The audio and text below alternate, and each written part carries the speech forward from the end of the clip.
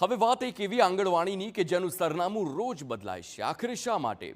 ભરૂચ જિલ્લાના અંકલેશ્વરમાં સૈંગપુર ગામે આંગણવાડીનું મકાન એટલી હદે બિસ્માર છે કે ગમે ત્યારે તેની છત અને દિવાલ તૂટી પડે તેવી સ્થિતિ છે અને તેના કારણે આંગણવાડી માટે એ મકાનનો ઉપયોગ થઈ શકે તેમ નથી। આંગણવાડીમાં જતા નાના ભૂલકાઓની સુરક્ષાને ધ્યાનમાં રાખી અલગ અલગ સ્થળ પર આંગણવાડી વર્કર બાળકોને ભણાવે છે।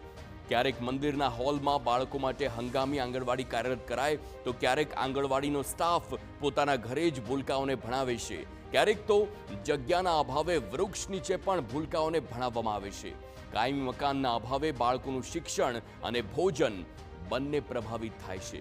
બાળકોને દરરોજ અલગ અલગ સ્થળ પર લઈ જવાના કારણે અકસ્માતનું જોખમ ન રહે તે માટે દરેક બાળક સાથે તેના વાલીને પણ હાજર રહેવું પડે છે।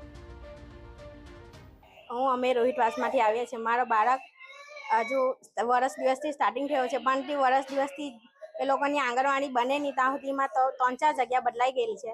એના કારણે મારે બી એની હાથે જ બેસવું પડે અને એ લોકો રોડ પર બારવાડી હોય તો એ લોકોને અંદર ઘૂંડી બી મૂકે, પણ એમ મેડમ હોય નહીં હોય એના લીધે મારે બી એની હાથે બેસવું પડે છે। સ્થાનિકો અને આંગણવાડી સંચાલિકા છેલ્લા 3 વર્ષથી નવા મકાનની રાહ જોઈ રહ્યા છે। તંત્રનો દાવો છે કે અંદાજે 18 લાખ રૂપિયાના ખર્ચે નવા આંગણવાડી કેન્દ્રને મંજૂરી આપવામાં આવી છે, પરંતુ આજ દિન સુધી બાંધકામ શરૂ નથી થયું।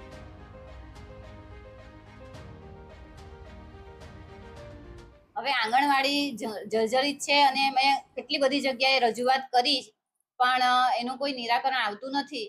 1 વર્ષથી મને કહેવામાં આવે છે કે આંગણવાડી તમારું જિલ્લામાંથી લેવાઈ ગયું છે અને ટેન્ડરિંગમાં લેવાઈ ગયું છે, હવે તમારી આંગણવાડી બની જશે, પણ 1 વર્ષથી અમે આમ તેમ અટકીને લગભગ 3 વર્ષથી મેં 3 થી 4 જગ્યા બદલી નાખી।